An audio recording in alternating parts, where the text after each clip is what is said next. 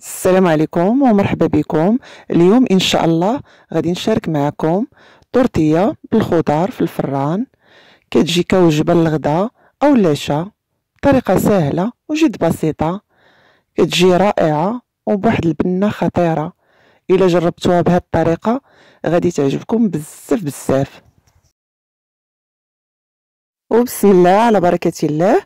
اول حاجه غادي ناخذ واحد 4 أو 5 البطاطات كبار، وكنقطعوهم على شكل مكعبات صغيره بحال هكا. الكميه ديال الخضار اللي غادي تستعملوا كتبقى على حسب عدد افراد الاسره ديالكم وعلى حسب حجم المول والطورتيه اللي غادي ديروا. وكناخذوا 4 الفلفلات كنقطعوهم حتى هما على شكل قطع صغيره بحال هكا. انا درت 2 فلفلات حمرين و2 خضرين، وانتم كديروا اللي بغيتو واللي متوفر عندكم. وصافي غادي ناخذوا بصله كبيره او 2 بصلات متوسطين وكنشلضوهم رقاق بحال هكا. وبالاضافه للخضار اللي قطعنا غادي نحتاجو كميه من الكفته والبيض والثومه والربيع وشويه الفرماج مبشور والتوابل اللي غادي تشاهدوهم معايا من خلال الفيديو.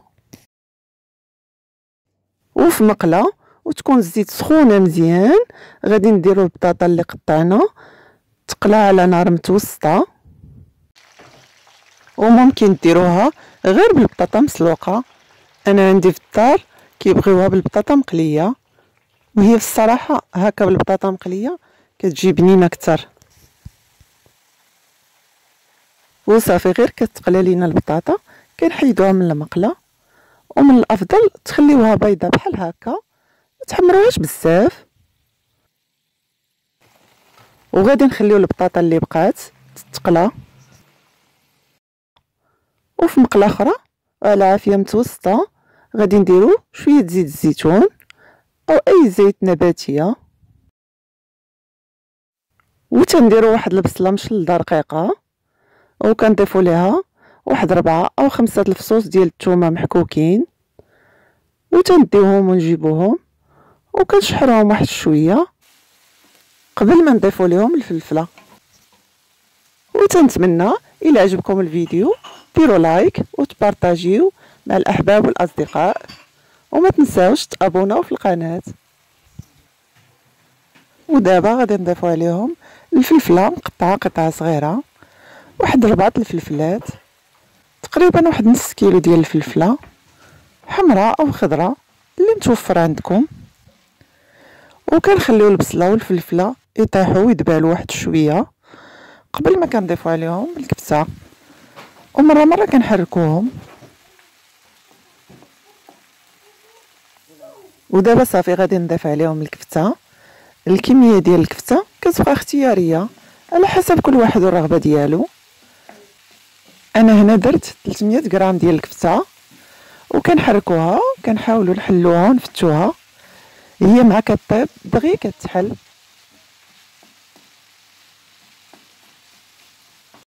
ودابا صافي غادي نضيفوا لها التوابل.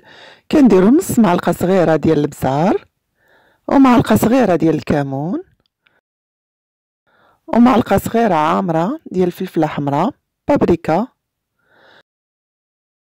ومعلقه صغيره ديال توابل الكفته، والملحه حسب الذوق. وكنحركوا التوابل ومزجوهم مع الكفته والخضر مزيان. واللي تيبغي الحار يمكن لكم تضيفوا شويه السودانيه. ودابا غادي نخليو الكفته طيب وتشحر مزيان، هي راه دغيا تطيب، ومره مره كنحركوهم. وما تنساوش تفعلوا الجرس باش يوصلكم دائما الجديد.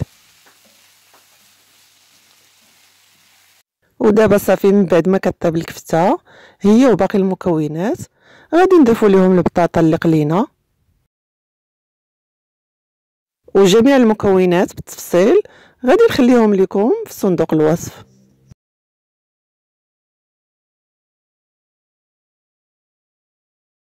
وغادي نضيفو عليهم واحد معلقة كبيرة ديال الربيع مقرد، القزبر والمعدنوس.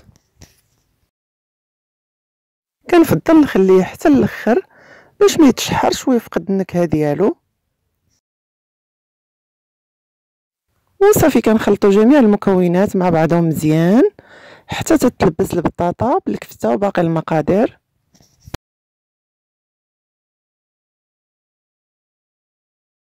وفي اناء غادي نديروا البيض. عدد البيضات كتكون على حسب حجم الطرطيه ديالكم. انا هنا درت 6 البيضات، يلا غادي يكفيوني. وغادي نديروا شويه البزار وشويه الكمون وشويه الملحه.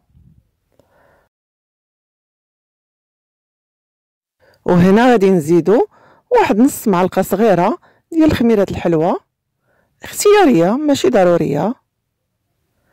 وغادي نضيفو واحد 3 أو 4 المعالق كبار ديال الحليب، كيخليها تجي خفيفه وهشيشه اكثر.